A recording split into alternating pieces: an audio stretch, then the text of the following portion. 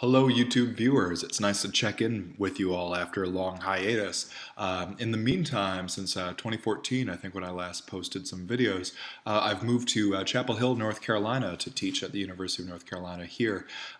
It's been a wonderful move. I'm much closer to family and a lot of other good things in North Carolina, but I do miss my friends and students back at Utah quite a bit.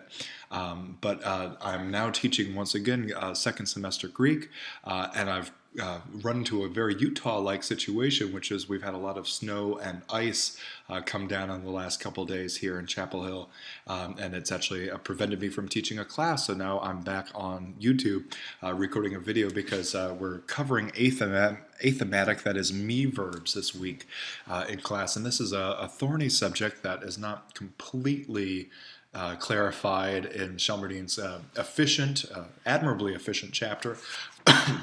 So in this video, I hope to give some supplemental information about what athematic verbs are, what these me verbs mean, why we're even talking about them, and why they're being introduced this late into the chapter.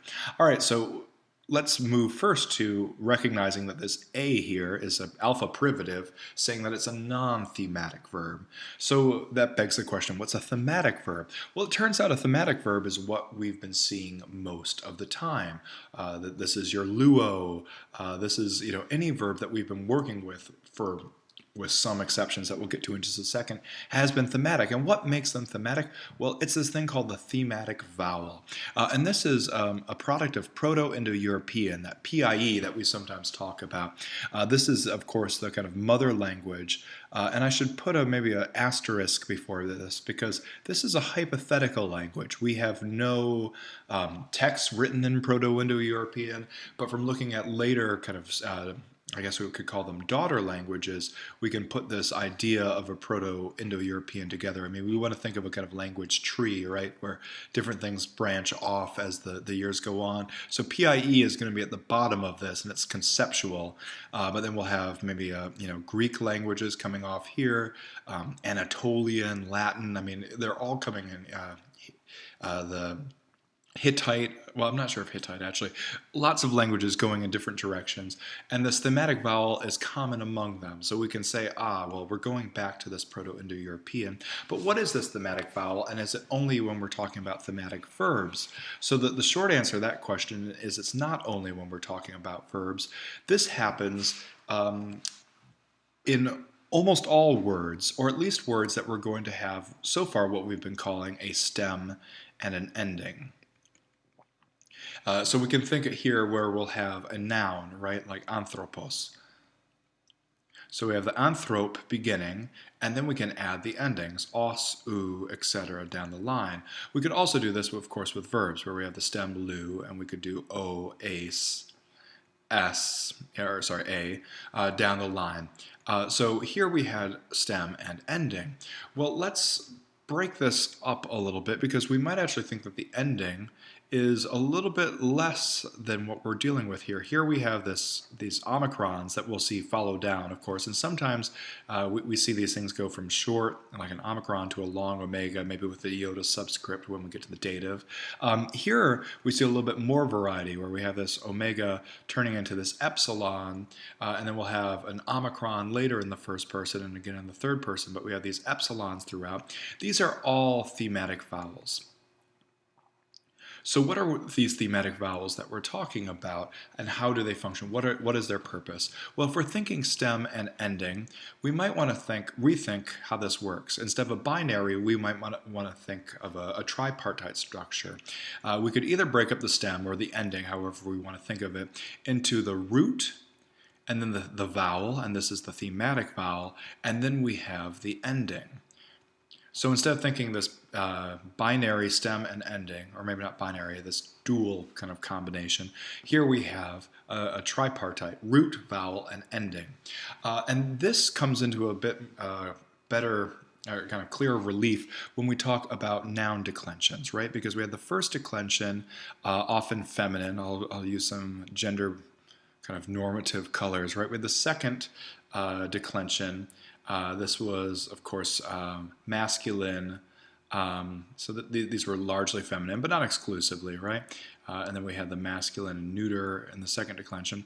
And then if we went to talk about a third declension, these were all over the map in terms of gender. But if we go back to these first declensions, we had so many alphas and etas, right? This was the thematic vowel of the first declension. If we're talking about the second declension, we had these omicrons all over the place, or maybe sometimes, again, long omegas, or diphthongs, anything that's related, but O sounds versus ah sounds or A sounds. Third declension, we don't quite have any of that. We could think of... well, how would we figure things out in the third declension? The nominative singular gave us no help, right? So we would look at the genitive singular, and then we'd say, we have this ending in omicron sigma. Anything before that is the stem. That's how we define the stem. But note that this omicron wasn't going all the way down. Sometimes we'd have an iota, sometimes we'd have an alpha. These were simply endings. And the third declension is an athematic noun declension. We have these thematic vowels. They thematize. They give us a sense of what's going on in this first and second declension with the alphas and etas and the omicrons and omegas. But in the third declension, we had none of this.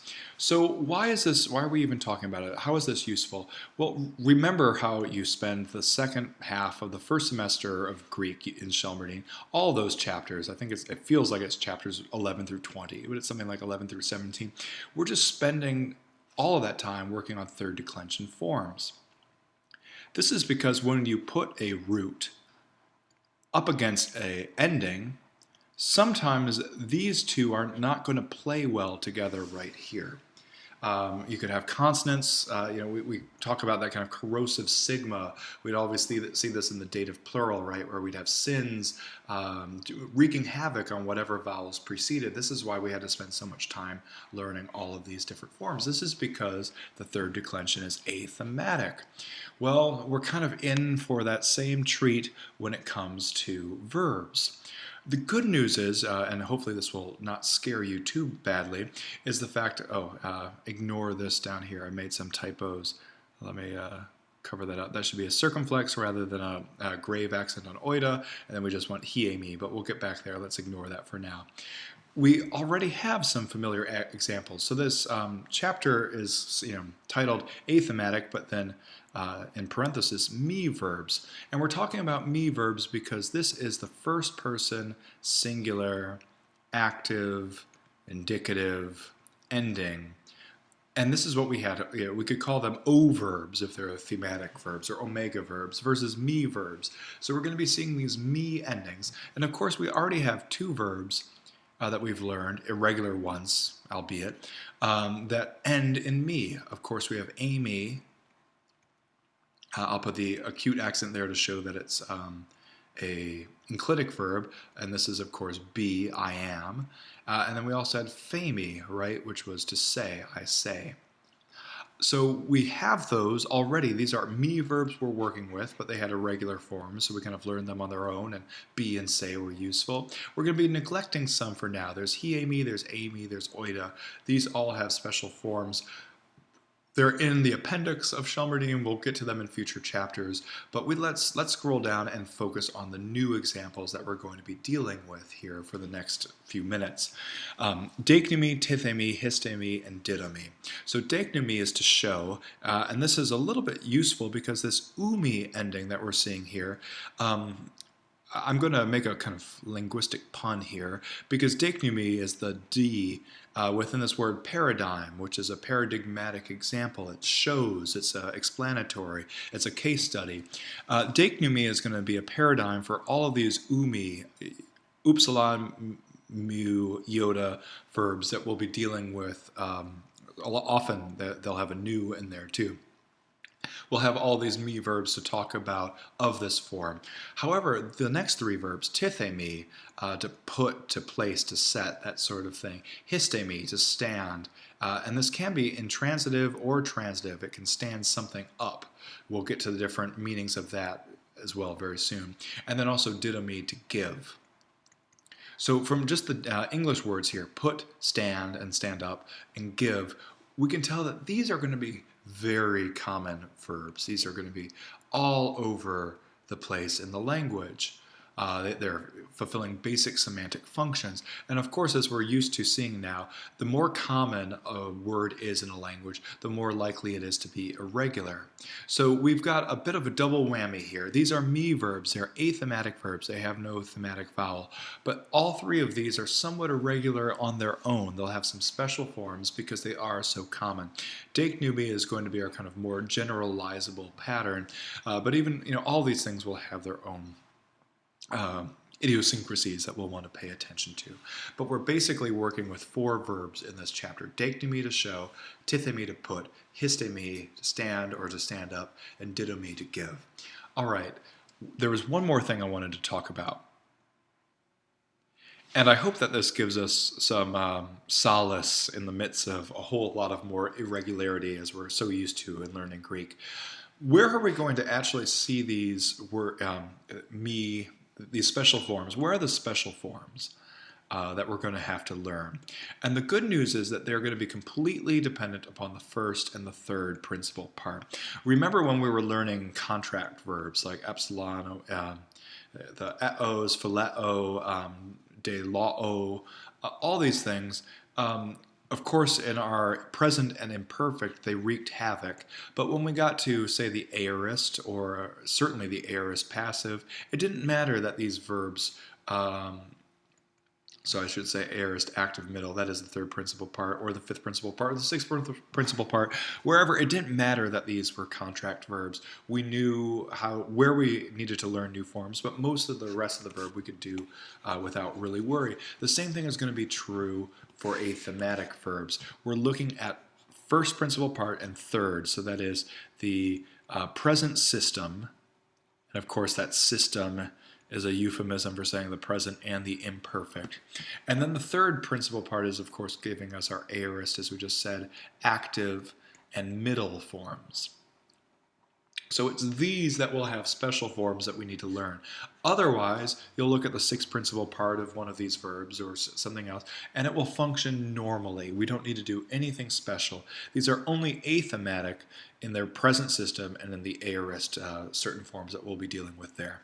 But we'll get to the forms in a future lesson. Right now, we wanted to just summarize what was going on with athematic, that is me verbs. So let's summarize. Again, we made a distinction between thematic verbs, which is almost all the verbs we've learned so far, like luo, and athematic, which means that they don't have the thematic vowel. If we're looking at other language systems, the thematic vowel is not a constant. It's something that we see in Proto-Indo-European and its derivative languages. And we see it both on the level of verbs and also on nouns. So we're familiar with the nouns, and we want to think of the third declension as an athematic noun class. And now we're getting into the similar kind of third declension verbs, if we want to kind of make that terrible combination of things. We're looking at the athematic version. And we said that, hey, thematic vowels actually do a lot of work. They allow us to avoid some of the nastier combinations that we would see when root met ending. So this will be the same thing for the me verbs, but we'll find out they're actually not too bad. I'm probably over-scaring you at this point. And we've even seen some already that have been irregular, but we've learned to deal with them. And again, like Amy, we had that middle deponent future, so we're dealing with SMI, etc. We learned how to deal with these things. They're not always the tricky forms. Sometimes these will have easier forms. And we're going to be dealing with these 4 paradigmatic examples for this chapter moving forward.